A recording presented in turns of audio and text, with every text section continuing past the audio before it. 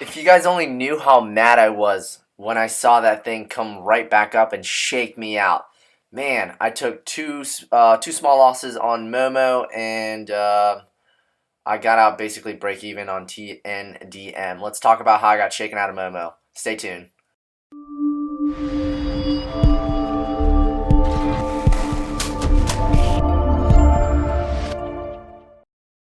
Alright guys, welcome back to the channel. Now let's talk about this Momo shakeout. As you can see, my watch list this morning was relatively small. There really was not a lot that was moving. We had a long weekend, and usually you would see a lot of people that are excited to come back into the market.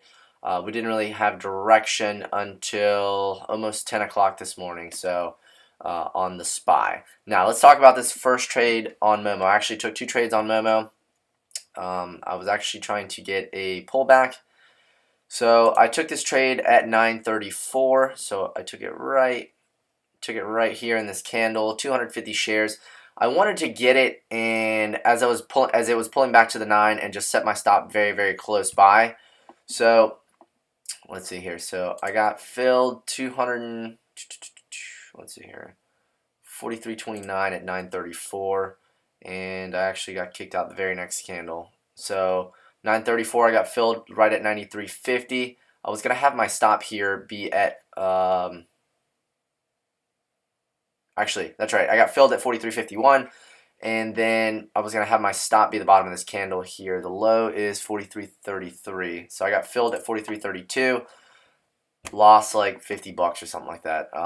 Not a big deal. Usually I wait for the patterns to kind of fill out. It's just I knew that Momo has a phenomenal daily chart, and I didn't want to miss out the move, but unfortunately the next candle kind of kicked me out. So I wasn't really risking too much on it.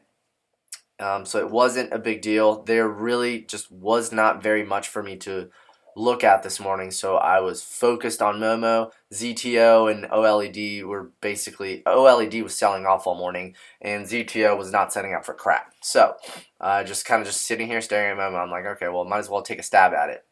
So I got immediately kicked out.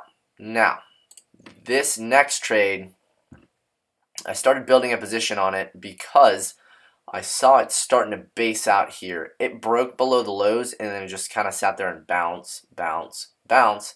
And I was looking at the price action, and there was like a hidden buyer or somebody that did not want this thing to go lower here around the 42.50 mark. So I started accumulating a position. Let's see here. As it was coming up right above 43.50 with my stop, so it's only 100 shares. I was basically risking too low a day there, and let's see here. Actually, let me go back. There was actually a really large seller at $44, so that was my end goal. I wanted it up and over 44 at around 44.50 or so. So I ended up with 100 shares, and as it pulled back, made a higher low, got bought up. I bought another 100 shares right at 950, so somewhere right around. Oh, I take that back. Right here around 950, I thought it was going to break up and over, which it did. 43.51, my stop, I moved it up here as I bought another 100 shares. So if you buy more shares, remember to move your stop up, unless you're willing to risk that amount. So as it sold off again, it got bought up. Then, then it made a lower high. I mean, a higher low, meaning that there is buyers starting to come into this as people are getting more interested in taking this long. The market had decided right around here, right around 955, that it was going to break up to the upside. So that was good. Then I realized, okay, let me buy another 100 shares at 43.58, right at 1009. So if you guys see this little consolidation, broke down, made a higher low, consolidated again, and I wanted to buy another, let's see here, I wanted to buy another 100 over this, but I initially ended up missing it. So I bought it over this consolidation here at 43.58, which gave me an average of 43.52. And I went ahead and moved my stop up here to 42, it was 42.92. So now I'm sitting here, and it broke over both consolidations, and the only thing left that we have is the 44 seller. So let's go ahead and move over to the 5-minute here.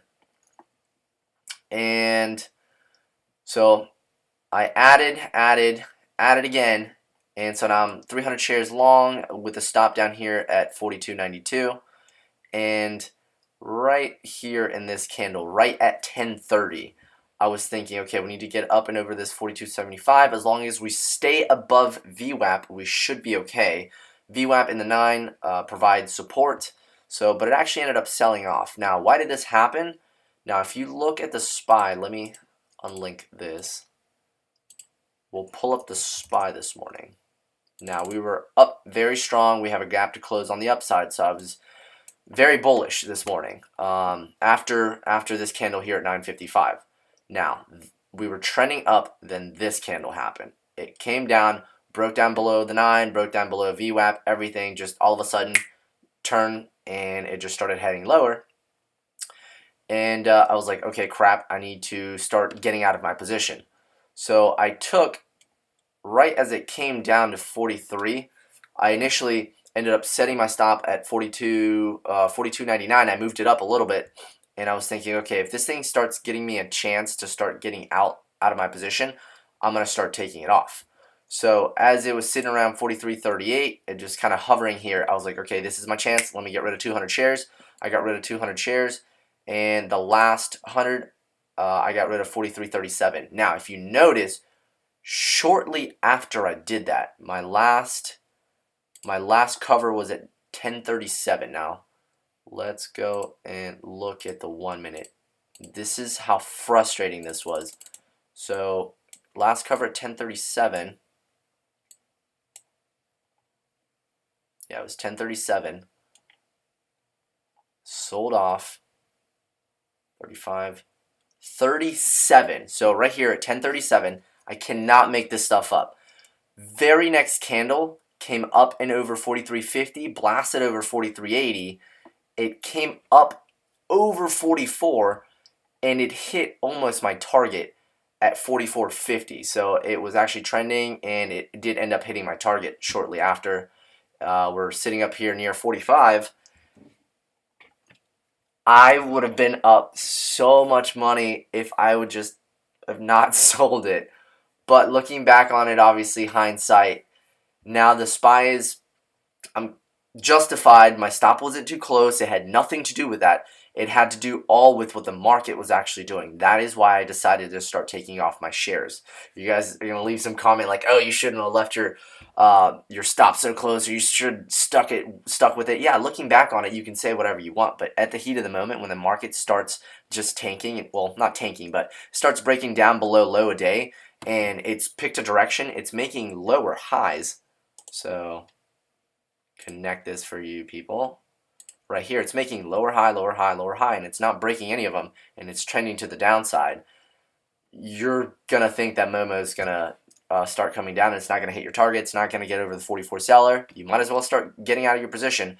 So I was risking somewhere about 150, 180. Actually, no, I was risking about $180 on that. I only ended up losing 40-something bucks.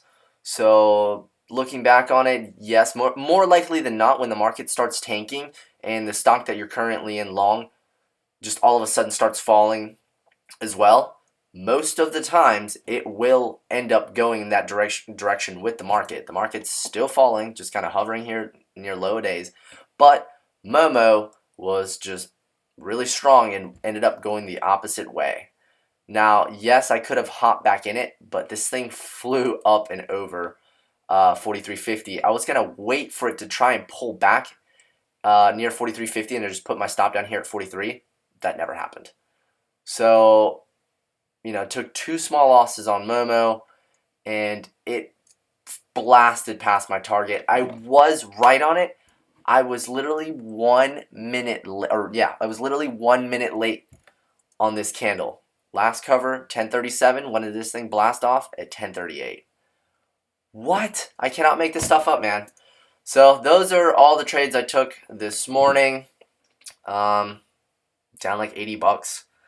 And yeah, just live to fight another day, I guess. Just hopefully tomorrow will be a better day. I had a pretty good day on Friday, so I can't really complain too much. There was just a lack of stocks this morning on the watch list. So, all right, guys, if you guys are new to the channel, make sure that you guys subscribe. Also, check out our Facebook group where I posted the watch list this morning. Hopefully, you guys took advantage of Momo. So, I'll talk to you guys next time. Bye. Hey guys, thanks for watching my video. If you guys are new to the channel, make sure to hit that subscribe button. Also, if you have not joined us yet on their Facebook group, make sure to do that. The link will be down in the description below, where I post my watch list for you guys every single day. Lastly, if you guys are curious on how I learn how to trade, I provided you guys with the discount code in the description. It comes with one-on-one mentoring, classes, and buying power, so make sure to take advantage of that. I'll talk to you guys next time. Bye.